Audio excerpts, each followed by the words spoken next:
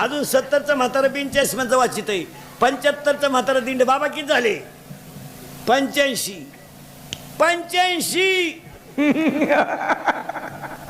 हे 10वी 12वीची शिंगरणी आहे का? 85.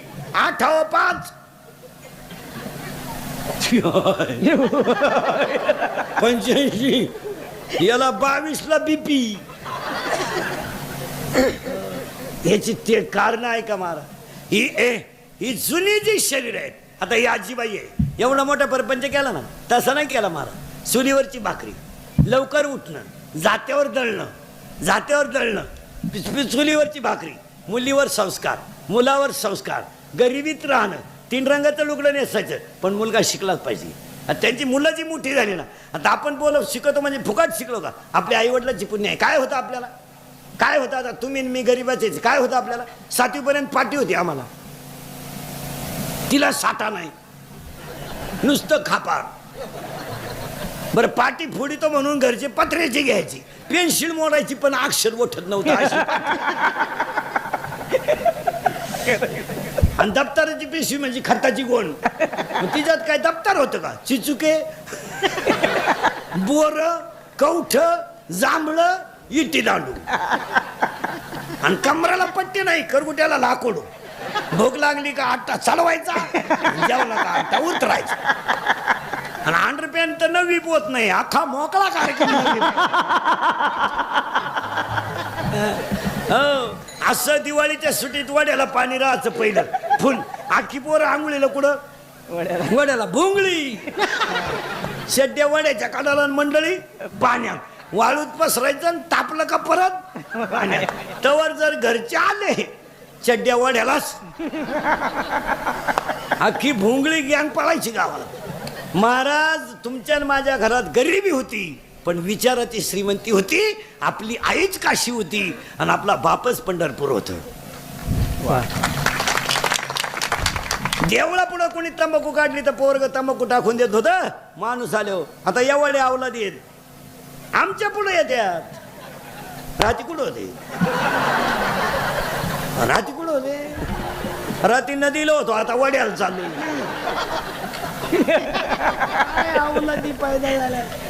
नववीच आहे, 15च आहे, 15च कोटर आणते ती अवलाद. असं ताईट पाहते बापा कधी, आणि ते बापालाच म्हणते तुझंच कमी, मी तुझंच का? मग तुझ्यातून माझा तेवढा फरक कसा? त्याचा बाप म्हणला, आता मी म्हणतोय बा माझा आहे. मग कॉलेजचं पोरग दारू पिताना बापाच्या नावाची शेअर करतय, दत्तू पाटील की जय हो, मग प्यातय. आणि प्याल्यावर एकमेकाला बापाच्या नावानं हाका मारत्या, ते रत्या, हे भिक्या, हे किसन्या.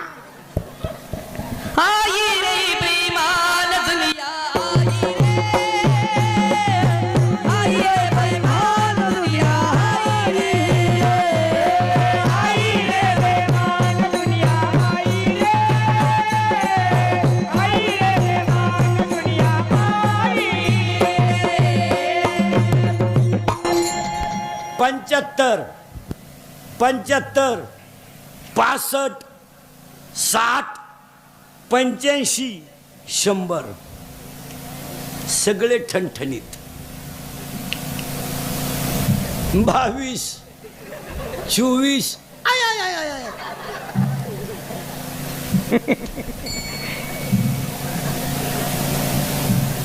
पूर्वी लोक कॅन्सर न मरायची, आता कॅन्सर मुक्त महाराष्ट्र आहे, पोलिओ मुक्त महाराष्ट्र आहे. येडच सुद्धा मुक्त होत आलाय जवळजवळ, पोलिओ तर राहिला नाही. आता सगळ्या कीर्तनात बसलेल्या लोकांना 3च रोग आहे माझ्या सगट. 1 शुगर, 2 बीपी आणि 3 अटॅक. निम्मे निघते शुगरवाले याच्यात.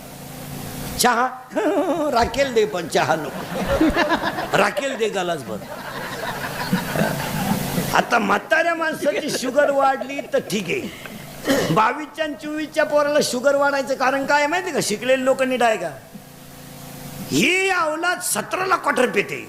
आणि कोणती दारू घ्या ती अल्कोहोल शिवाय तयार होत नाही. कोणती दारू, 90 घ्या, डिप्लोमॅट घ्या, आरसी घ्या, इंडिका घ्या, वड्याची घ्या, नाल्याची घ्या, कोणती घ्या.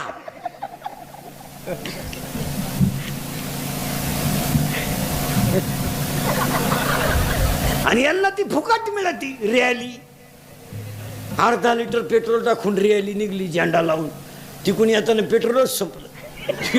लुटीत आली रॅली आणि हल्ली 19 मुतला चड्डीत. वाढली शुगर.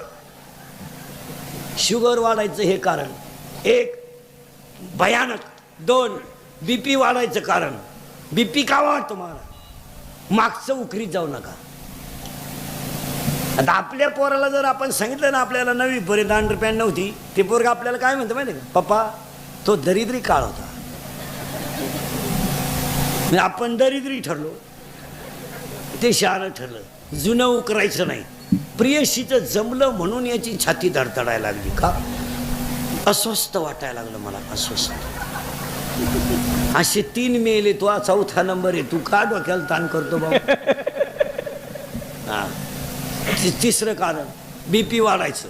4थं कारण, 3रं कारण अटॅक काय येतो? अटॅक हा रोग नाहीये. मानसिक संतुलन डॅमेज झालंय लोकांचं. माणसं समाधानी नाही राहिली. बनबन करते माणसं नुसती बनबन. त्यामुळे अटॅक वाढतो. चिंते एकटे बोलतात काही लोक. काही लोक बैलाशी बोलत आहे. पाय बा तुझ्यात आणि माझ्यात काय फरक आहे? आणि पाया पडून सांगतो अटॅक शुगर अटॅक यायचा नसेल तर औषध सांगतो मायला म्हणलं. तुमच्या मनात एखादी गोष्ट असेल ती कुणा तरी पुढे बोलून टाकीचा. मनातल्या मनात ठेवू नका. लोक काय करतात माहिती का? घराण्याची इज्जत जाऊ नये म्हणून ती दाबून ठेवत्या. मग स्फोट बोलत जा. आणि आता लोक बोलणं जवळजवळ लोकांचं बंद. लोक बोलतच नाही. मोबाईलमुळं बोलणं बंदच झालं. घरात कोणी गप्पा हाणीनं, स्टँडवर कोणी गप्पा हाणीनं. उठपळ.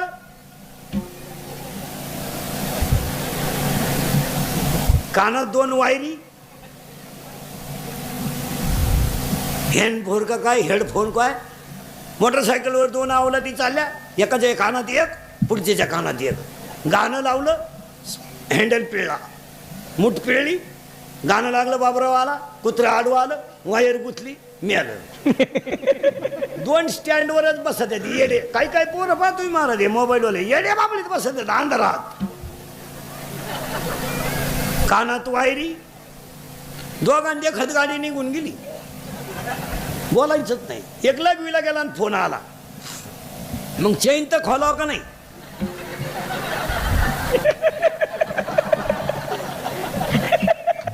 एक एसटीतून उतरलं आणि परत त्याच गाडीत चढलं. ते कंडक्टर म्हणलं तुम्ही आता तर उतरले.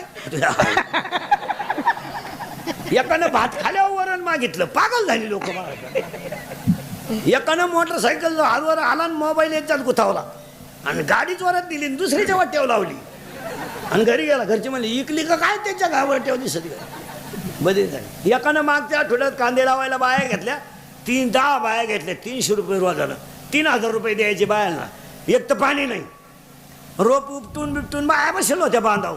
ही मोटर चालू करायला गेलं. 3 किलोमीटर मोटर होती. खोक्याजवळ गेलं आणि फोन आला. मग बटन दाबून तर यावा का नाही? परत वाफ्यात आलं. ती व्हायला पाणीच नाही. परत गेलं तर लाईट गेली. दिले ना भरून पैसे. पागल झाली लोक या मोबाईलमुळं. अंडरपॅन्ट नाही काहींना पण 9,000चा हँडसेट. चैन उघडी नातूनही मोकळा. कायम रेंजमध्ये.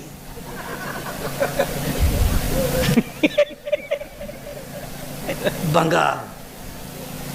हा मोबाईल. आणि मोबाईल वापरणारी माणसं आहेत ना रात्री झोपत नाहीत महाराज. झोपत नाही. ते यांची सायकोलॉजिकली अनफिट का म्हणून झाली. काही पोरं घडी नाही राहिले मोबाईलमुळं.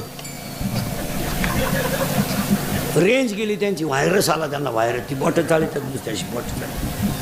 ही मोबाईल वापरणारी माणसं झोपती नाही लवकर. उशीवर डोकं ठुलं का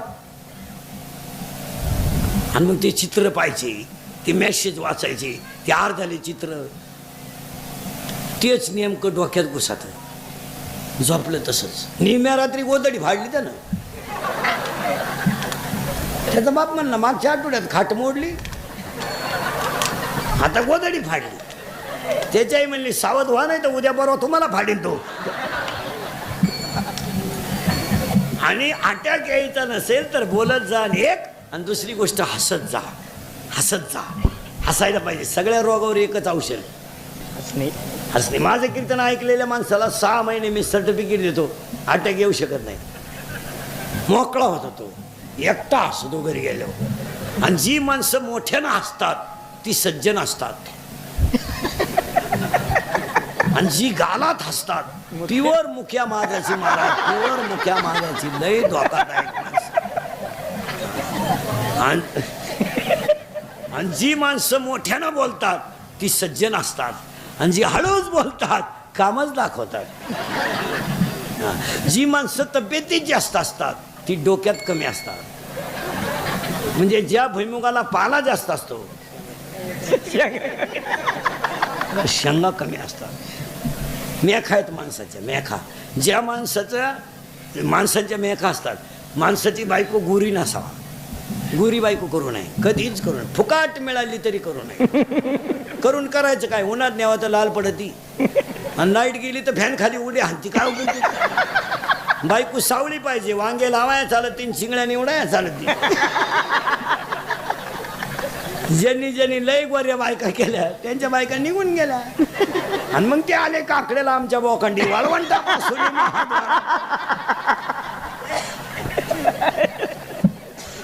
हो, बायको पळताना 4 गोष्टी पावा घ्या लिहून.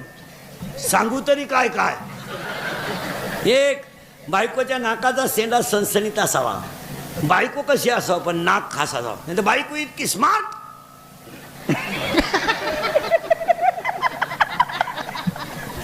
नथ केली बायकोला, नथ नागपुडीच उचकानं वर, त्यानं दामन तापावलं, नागपुडी घातली. बायकोच्या नाकाचा शेंडा सणसणीत असावा. भाग्यवान स्त्रीचं कपाळ उंच असतं. स्त्रीच्या आरपार पायात प्रकाश नसावा. बायको रंगानं सावळी असावा. असं नियम आहे. गोरी बायको करू नये. अजून एक गोष्ट आहे पण सांगून टाकतो. आपल्या बायकोच्या डाव्या पायाचा अंगठा, महिला मंडळ, आपल्या बायकोच्या डाव्या पायाचा अंगठा आणि अंगठ्या शेजारचं बोट, म्हणजे ज्याच्यात आपण जोडवं घालतो ते, जर अंगठ्यापेक्षा थोडं पुढं लांब असेल तर ती बाई नवऱ्याला मरेपर्यंत ताब्यात ठेवत असते. घरी गेल्या हो, घरी गेल्या हो.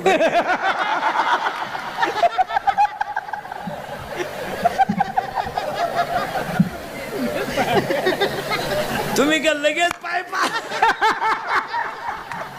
लगेच पायपा सुरुवात केली. म्हणूनच पप्पाचा बाप माझ्या शब्दाच्या पुढे झाला.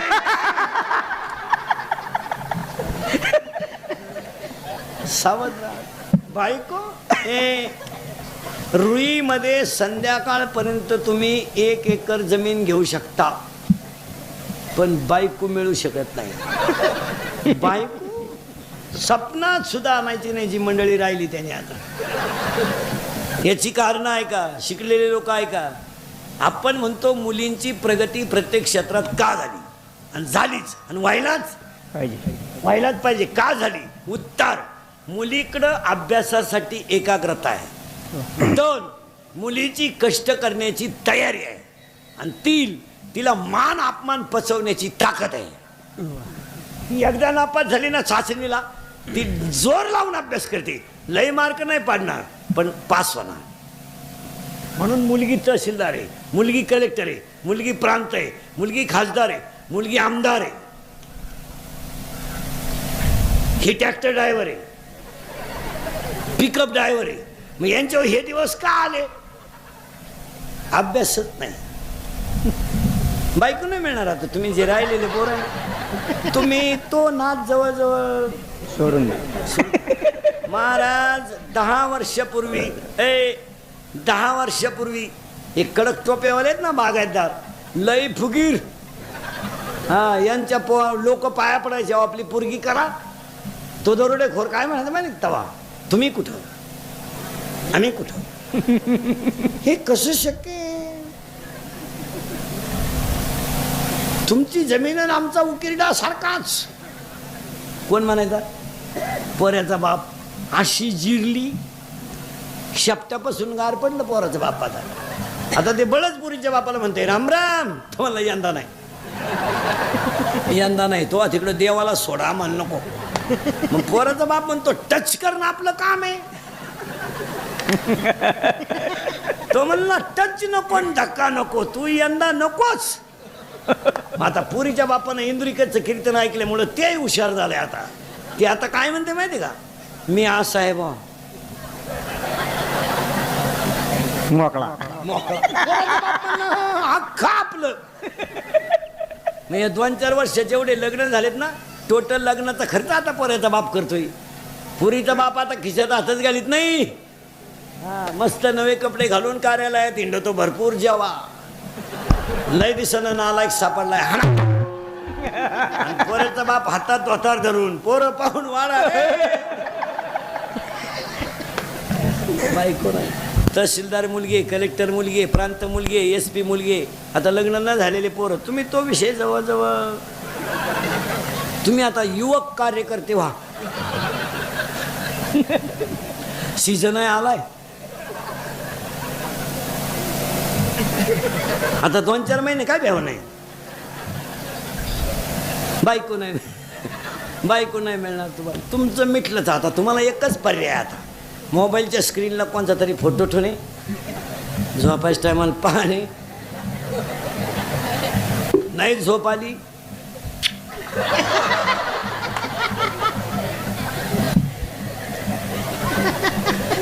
तरी नाही झोप येत. आणि दुसरा पर्याय मामाची मामीची पूजा करणे. बस. त्या मामाला मुलगी आहे का रे? किती आहे? 2. वा. आणि तुला भाऊ किती आहेत? 2च आहे का तुम्ही? बरं. त्या मामाला रे? हा 1.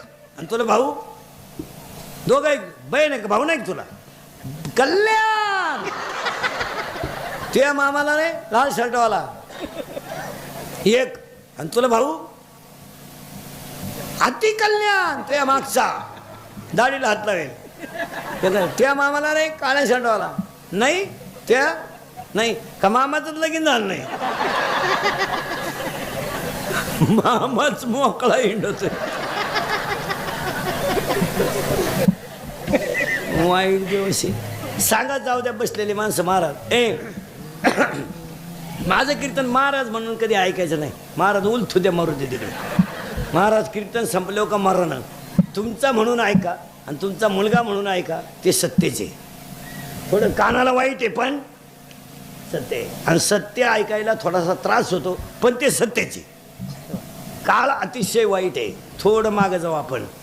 देह सगळ्यांना आहे पण पवित्र आहे किंवा नाही इथं आपण 20 मिनिटापूर्वी होतो.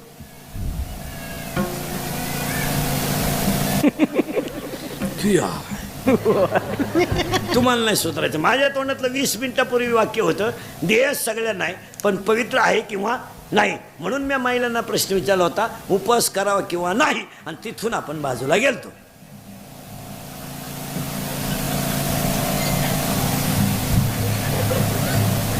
चला आता देह सगळ्यांना आहेच. देहाचा निर्माताही देवच आहे.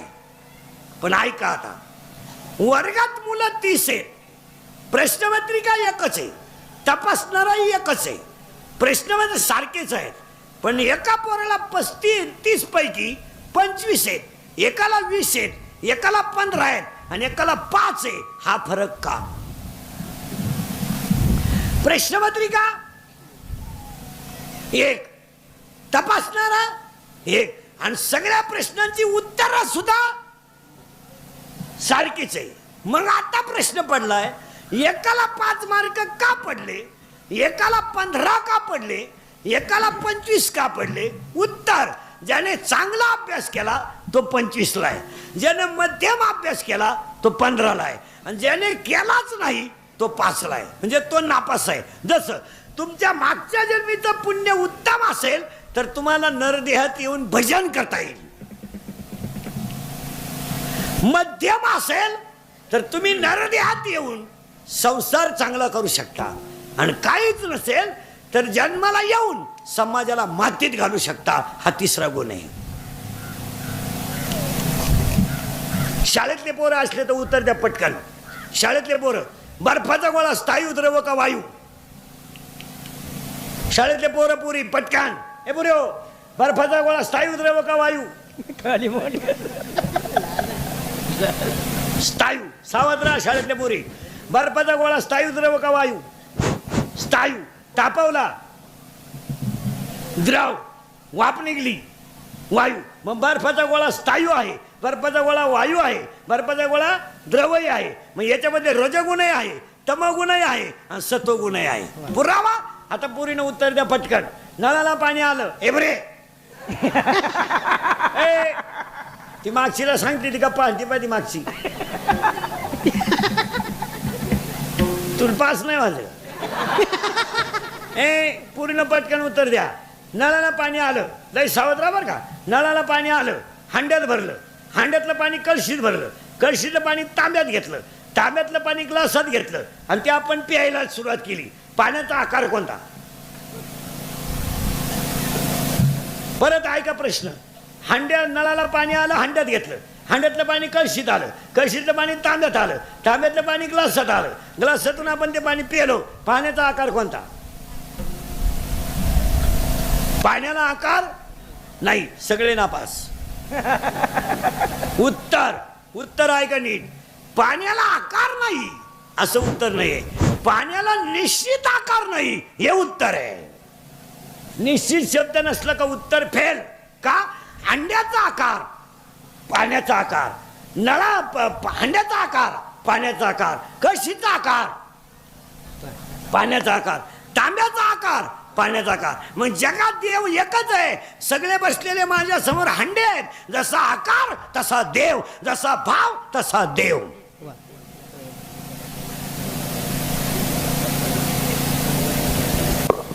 फायनल मांजर आपल्या पिल्लाला 7 घरं घेऊन फिरती पण दात लागत नाही आणि उंदीर त्या दाताखाली जगत नाही मग उंदीर नेतानाचा भाव वेगळा आणि उंदीर फाडतानाचा भाव वेगळा आणि पिलू नेतानाचा भाव वेगळा शाळेतून पोरगा आलं तर आई त्याच्या तोंडावरून हात फिरवते हा वासल्य भाव आहे आणि तोच हात नावी फिरवतो त्याचा 50 रुपये भाव आहे दोघांचे हातच आहे पण नावी 50 घेतो आणि पोरग तसंच फिरवतो या जगात कशाची किंमत आहे भावाची आज साबळे पाटलांनी एवढा मोठा कार्यक्रम आयोजित केला याला 3च कारण आपलं कर्तव्य आईवर असणारं प्रेम आणि आईचा आशीर्वाद मिळेलच याच्यासाठी प्रयत्न पहिली गोष्ट आपलं कर्तव्य आहे हा शाळेतले पोरं पटकन कितीला आहे तू 7वीला आहे का सेमीला आहे का सेमीला आहे तू मराठी मीडियमला आहे का हां तू रे 6वीला 8वीला आहे तू 8वीला आहे तू माय का बाय 8वीला आहे तू सेमीला आहे का मराठी मीडियमला आहे हा चेहरा सेमीचा आहे ते लगेच लक्षात येईल सेमीचे चेहरे थोडे मीडियम असतात इंग्लिश मीडियम म्हणजे जागतिक टेन्शन असतं आणि मराठी मीडियम म्हणजे फ्रेश खाऊन पिऊन सुखी त्यापती मराठी मीडियमला आहे फ्रेश 11ला भरली 1:30ला भात 2:30ला जनगणना हा आता तू उत्तर दे बाबा 0 अगोदर लिहिला 0 नंतर 1 लिहिला किती होतील 1 एकावर 0 लिहिला 10 अजून 1 0 लिहिला 100 अजून 1 0 लिहिला 1000 आणि 1 पुसला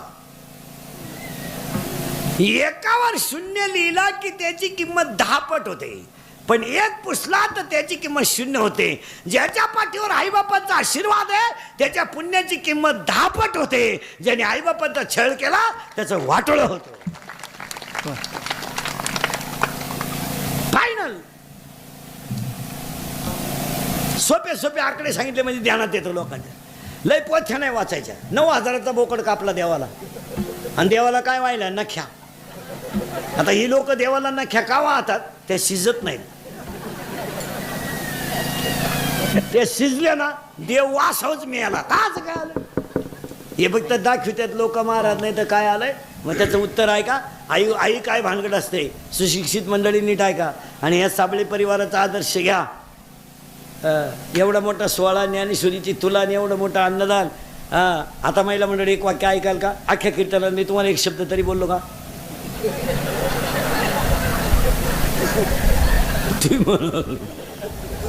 नाही. मग आता माझं एक वाक्य ऐकायचं फक्त. ऐकाल? महाराज म्हणून नका ऐकू. महाराज उलथू द्या मरू दे तिकडं.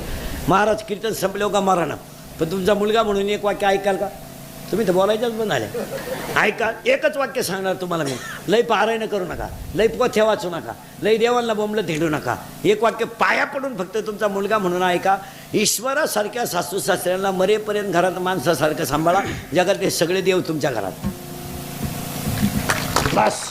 मी तुमच्या मुलासारखा आहे. मी शेतकऱ्याचाच आहे. मी म्हणणार नाही ना तुम्ही त्यांची लय ठेप ठेवा. आपल्याकडून ते शक्य होणार नाही. आपलं 8च्या 8लाच जाईल असं कधी घडणार नाही. फक्त एक करा ना, ते झोपतात ते तर थांब्यावर पाणी ठेवा. मागतील तेव्हा अर्धी भाकर द्या. आणि पाहुण्या रावळे आले ना त्यांच्या घरात, तुमच्या घरात, तर पाहुण्यांसंग त्याला एक अर्धा कप चहा द्यायचा.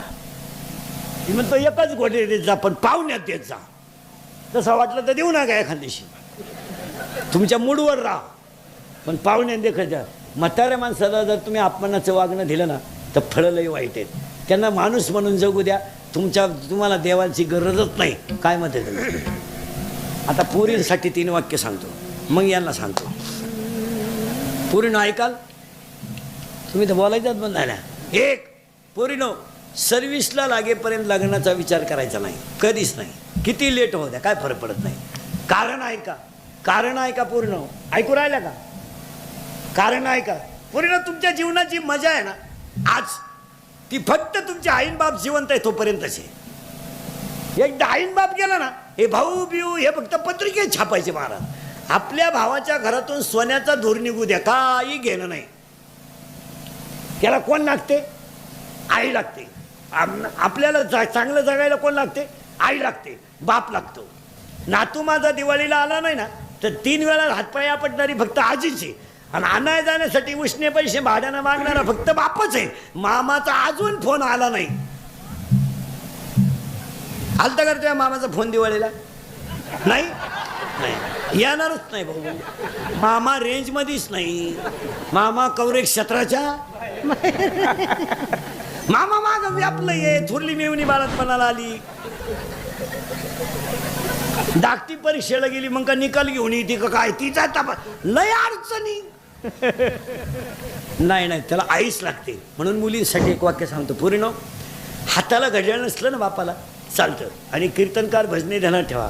आई बापावर व्याख्यानं नका देऊ. 80% कीर्तनकार आई बापावर बोलतात. बोलू नका आई बापावर. त्यांना हसत ठेवायला शिका. हा सोहळा आहे. भाषण नका करू. एक खरं सांगू पूर्ण, हाताला घड्याळ नसलं ना बापाच्या चालतं. पायाला चप्पल नसली ना चालते. मुलगी हसली ना त्याला सगळं सुख मिळतं. मुलीच्या लग्नाला कर्ज काढलं, सगळी लोक जीव घातली, पण तो जेवला नाही तुमच्या लग्नात. नाही नाही, संध्याकाळी पिठलं भाकर खाऊन झोपायला गेला ना, उशीमध्ये मुंडकं गुंतून रडला. लहान पोरगं रडणार नाही असं त्या लोकांनी विचारलं ना, अहो तो रडलेला कोणी पाहिलाच नाही. त्याला सकाळी लोकांनी विचारलं, लग्नाला फार खर्च केला, तो काय म्हणला माहिती आहे का? पैसे जाऊ द्या हो, माझी मुलगी सुखी आहे, ही माझी श्रीमंती आहे. त्याला बंगला बांधून नाही वाटला मला. नाही नाही नाही, त्याला फ्लॅटची स्कीम आली. बायकोनं दणका उठवला, फ्लॅट घेऊन टाका. तुम्हाला ना गं, दिदी 12वीला गेली, 2 महिन्याचा प्रश्न आहे. मार्चमध्ये फेब्रुवारी तिची परीक्षा होईल. एप्रिलला कुठं जमलं तर लग्न करून टाकू, जूनमध्ये पाहू फ्लॅट घ्यायचं किंवा नाही. पण माझ्या डोळ्या देखते ना, माझी दिदी एकदा हसत गेली ना, माझा फ्लॅटच झाला. काय विचार आहे हो? पगार कमी आहे, पगार कमी आहे, शेतीचं उत्पन्न नाही. पण तो म्हणतो पगारावर थोडी सोसायटी काढू, काहीतरी करू, पण चांगलंच करू. मुलीचं चांगलंच करू. आणि मुलीचं चांगलं करणारा फक्त कोण आहे? बाप. आणि तो